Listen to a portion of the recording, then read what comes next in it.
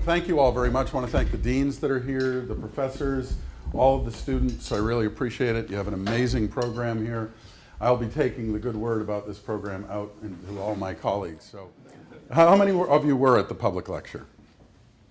Good. I'm very glad. The reason I'm glad is you see that we have a fun side, because that was the fun lecture. This is the more serious lecture. I wanted to contribute a little bit to your thinking and relate some of the crazy events that have gone on right here at OU over the past 5 weeks to our profession, to our business, because the intersection is pretty clear, right? And so I wanted to comment on that. I prepared some remarks to do it. And in these brief remarks, I want to offer some observations. I want to empathize with all of you as students and faculty here, and also want to compliment the institution and its leadership. I have spent 35 years in the business of helping large institutions with their reputation, and also as a student of the media. And those two worlds could not be more challenging and crazy right now because of how many things have changed. As Will Rogers said, who I've done my research and learned he was born 153 miles from here, one of the most famous quotes in all of the reputation land, it takes a lifetime to build a good reputation and 1 minute to lose it. Well, we could kind of update that, right here at OU. It takes 125 years to build a great reputation and potentially one YouTube video to have it taken away from you. It is genuinely a crazy time. And if things got a little intense around here 5 weeks ago, I would attribute to something we're increasingly calling the piranha effect. And I think you already know what the metaphor is there. The piranha effect is a national and potentially global, potentially lethal, social media-fueled feeding frenzy that wasn't remotely possible 10 years ago. On the one hand, this can be a very good thing, right? It's the democratization of the media. It means power is in the hands of the individual, and that can be a great thing. The giant, towering, monolithic institution doesn't get to do whatever it wants. Sometimes it's found out for not really aligning its values with its behavior, and I do think that that has a very big upside. On the other hand, though, it can be a grotesquely unfair dynamic to a great institution.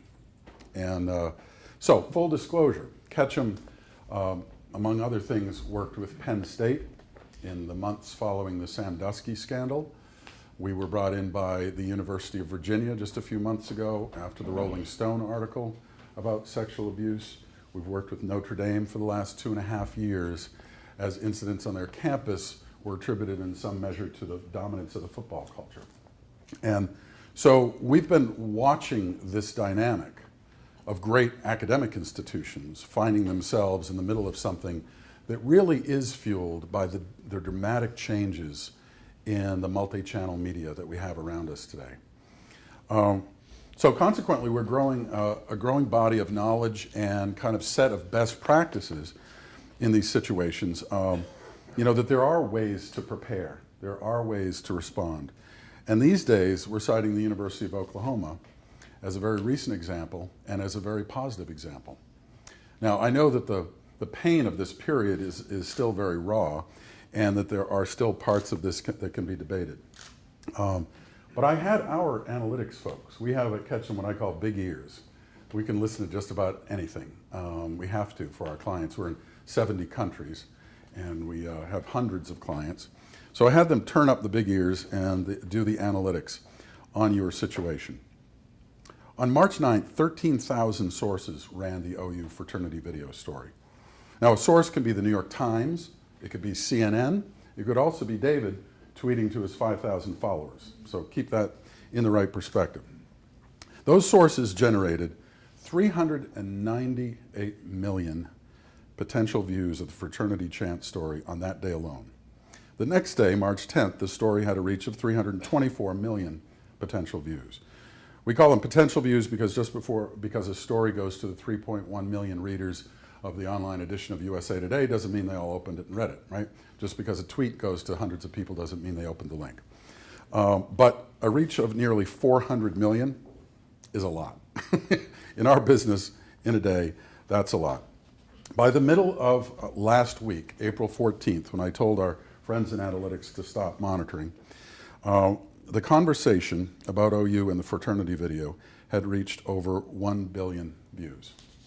So if it sounded and felt a little bit like someone had their hands around your neck around here, that's why. That is a firestorm. But an interesting thing happened during the first week that is instructive for all of us, particularly in the reputation business. We all know the unfair dynamic is that if your reputation is splashed across the front page of the paper for something negative and scandalous, the recovery never gets the same amount of coverage, right? Whatever good you did to respond is buried on page 6. But this situation was a little different. The curve was the same. We call it a hockey stick. Huge spike, and then it goes down, and then it goes out like the long end of a hockey stick. 1 week after your story broke, reach had dropped by more than 98%, down to less than 6 million a day by March 16th, and decreasing significantly after that, the hockey stick, right? But what if so that's the unfair thing. If you do your response over here, no one sees it. But what if your response is so fast that it occurs when all of the eyes of the world are actually still watching you? And that's what happened here. Back when over 300 million people were watching this all in one day, this institution responded decisively. It took guts, and I would suggest a certain leap of faith to do it. You see, the best advice that we can give institutions and leaders today is to use the time you have now to put you in a position to weather such a crazy storm, which unfortunately is going to become much more frequent in the near future. This is not going to be rare. This is going to be commonplace. And you just need to ask a few police departments around the United States, including one 120 miles from here, about that dynamic. So how do you put yourself in a better position to handle this? Well, it's not just a crisis preparedness plan anymore and some training, or even having a highly qualified PR firm like Ketchum available on speed dial. It's actually much more difficult and much more substantial than that. We like to call it mind the gap. So for those of you who have been, David's from London, those of you who have been to London, you know the sign down in the London Underground, the tube, says mind the gap between the train and the platform, right? Well, to us, that's a pretty important sign in the reputation business. It means mind the gap between your actions and your words, between your behavior and your values, between the brand you say you are and the brand that you actually are in your daily behavior. I think we should all keep in mind a brand is what a brand does, even more than what it says. I tell our folks at Ketchum, let's not focus all of our energy on promise making about these brands. Let's help them with their promise keeping. And that's why we have a big change management practice that focuses on the internal dynamics so people can be brand ambassadors as part of your marketing campaign. This talk, by the way, it didn't say it at the beginning, but it's called Piranhas in a Fishbowl. We happen to be in the fishbowl. I didn't know that when I wrote it. But today, all institutions are in a fishbowl. Everyone sees everything. And of course, as I said, this can be a good thing. As the author and consultant Don Tapscott once said, sunlight is the best hygiene. It forces you to examine who you really are, what your values are. But Don also says, if you're going to be naked, you better be buff. If everyone's going to see everything, it better stand up to scrutiny. And that's what happened here. On a foundation of 125 years that built equity with countless constituents, while 300 million people were still watching, and with a clear sense that this was wrong and counter to your values, you responded. President Boren responded. This is unacceptable. This does not represent our values. Now, we'll all be able to sort and parse the details later. Yes, there are issues to debate, but the bottom line judgment was fast, and it was clear, and it was communicated well. No committee to investigate for 2 weeks, decisive action while the world was still watching, which is critical. And I think others can really learn from that. Others need to build their equity. Others need to be certain in their values. Others need to respond sooner. So that's the lesson from Oklahoma. Build a solid foundation on genuine values so that you can respond decisively and respond sooner. So, some observations. Thank you.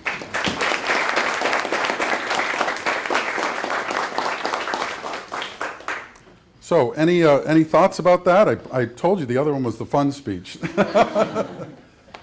Any comments or thoughts? And David, I'll ask you to join me. Yeah. I'd add one thing, and that we were going to the PRSSA National Assembly that next weekend. And it was a subject of some discussion, as you can imagine, with a bunch of students. Right, great timing, right? It was yeah. great timing. Yeah. But there were several observations that I think I agree with, and I'd like your take on.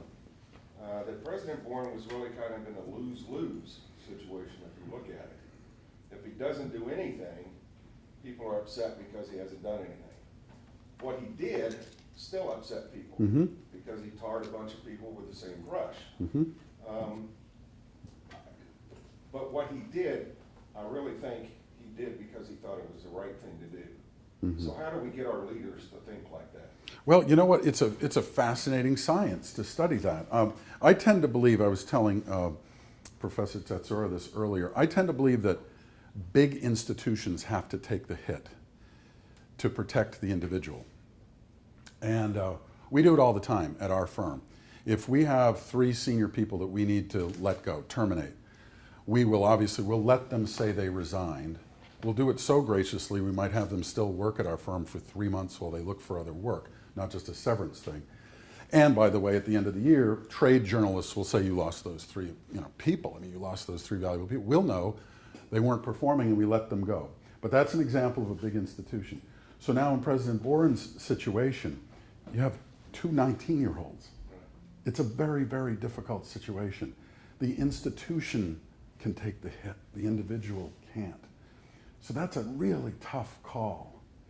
But then you have to take a step back and think about 36,000 people and hundreds of thousands of alumni, a big institution, and figure out the right thing to do for the larger community. But I do not, I empathize with the call.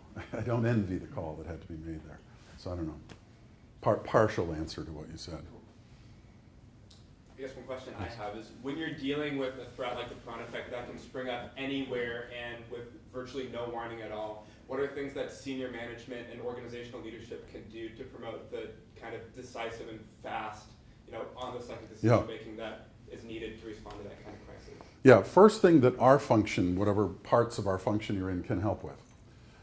Have a great social footing, a digital footprint for your company long before that happens. Fortunately, most companies are kind of there now. But for example, I'll say, get your CEO and other senior executives on YouTube. Get them on Facebook. Get videos going of them. Because you know what happens? I have a lot of videos up online. People put snarky negative comments about you. And by the way, they have nothing to do with you. They have to do with whatever their angle on life is, angry, haters. Get used to it though.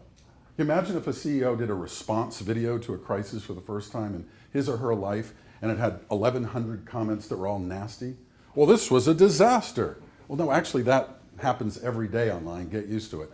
So give them a footprint, right? Get the right executives tweeting. Get people, a full Instagram channel, Facebook channel going all the time. Everyone's used to it. They're used to going into a studio on a moment's notice and shooting a quick video. Get them to do that in peacetime so they don't have to do it in wartime. Have relationships with bloggers. And so that you can rally them to your defense. And then we do crisis preparedness, we do crisis simulations that bring this dynamic right into sharp focus. We have now an app for all of our clients that is their crisis app. It's password protected, proprietary, immediately links them to how to handle all these situations, the standby statement for 30 different situations that might come up, the contact trees, the decision trees, and the contact kind of, speed dial, 6 people on a call instantly. So there are a lot of things you can do in preparation. The biggest thing, though, is what I talked about in the remarks. It's to have the reality ready to be seen, and that's hard. But I love the mind the gap thing. Every CMO should have it in their office. Every CEO should have it in their office. Is what we're saying about this institution, is there a big gap between that and what really goes on here? You got to eliminate the gap or you're going to get zapped. And it's not entirely unfair. Can't say we didn't warn you. Great question.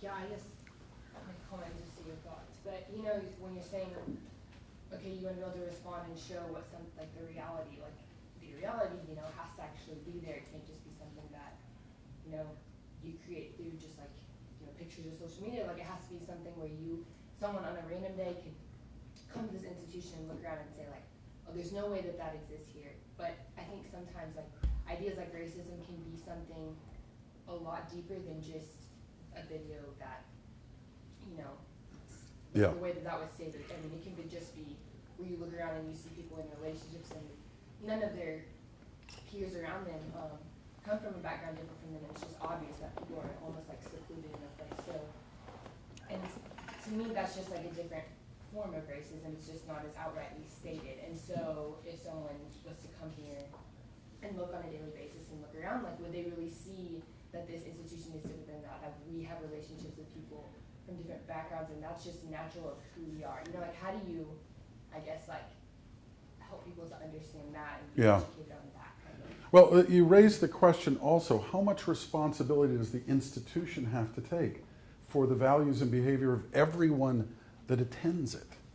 I mean, it wasn't a faculty member, right? I mean, it was a transient student, new student. And it is a weird error. We work a lot with our clients on be careful how much of this you choose to own. We actually don't have to own the behavior of everyone who comes into contact with, you know, if you're a Walmart shopper, does Walmart have to own the behavior of the shopper? So, you know, there's a lot of interrelated dynamics there. We can't be responsible for everyone's racism. We can't be responsible for anything that anyone does that's bad. Of course, companies kind of have to be responsible if their executives do something that's bad. And that's increasingly happening. And guess what? The number one source turning in the company is usually the other employees. That's how they get burned. But I'm glad you're thinking about these very complicated issues. Yeah. Would you suggest it would be beneficial for the institution is the students, the body of students, like created a campaign showing that it's us, maybe, so it's more truthful. It's not the president in his interest that is saying it, but we, Right. as a community, that we stand out and say, this is not what we want on our campus. Yeah. Say that would be maybe That would be the best thing of all. It's because it's real. Absolutely. This is what we stand for. Much better than top down. Mm-hmm. But we can also say that when we looked at the social media, there was a lot of communication over there in terms of, I support what President Warren said. I think that's exactly, that supports my values. So in this case, we had this match of what the community is saying, what the President Warren is saying, that kind of supported each other. So that was this. Yeah, but again, you are supporting President Warren's position, and that's okay, but I mean, doing something different from within the community of students, that we did like a video just as students and put it out there in social media, and that would be This is great. what we stand for. Yeah, I love that. That's interesting. One of my students who was Yeah. now a cabinet member on the Public Relations Student Society of America chapter last semester said, what is our chapter, because diversity is such a big issue in our profession, what is our chapter doing for diversity? And I knew the answer. I think she was just being kind of a smart aleck, but I said, come to our cabinet and ask the question. Mm-hmm. The cabinet went, oh yeah, blind and flash the obvious, we're not doing anything. So they immediately created a position for her, and we started doing some planning, and that was before the SAE video came out. Mm. And so now this thing is really gaining traction, and they're gonna put together a program on inclusiveness on campus. Great. Student-led. Yeah. So to your question, absolutely. Yeah, and to the degree that that situation accelerated that commitment, that's an example of sunlight being the best hygiene, and that everyone sees everything having a very positive dynamic on a company. It raises the bar for all leaders. You know, there's no, some of this thinking was captured in a talk I gave in London last year called The End of Illusion. The idea that no one can get away with an illusion anymore, and some illusions are good, some have served great roles in history, but leaders who think they can create this kind of hierarchical, moated kind of image that isn't really followed through in the way that they personally behave, forget it. You know, the unmasking of politicians and executives who have affairs with coworkers and all that stuff, we're seeing all that now. It's all, you know, the veils have been lifted, and I think it's a good thing, but it doesn't make it easier to lead.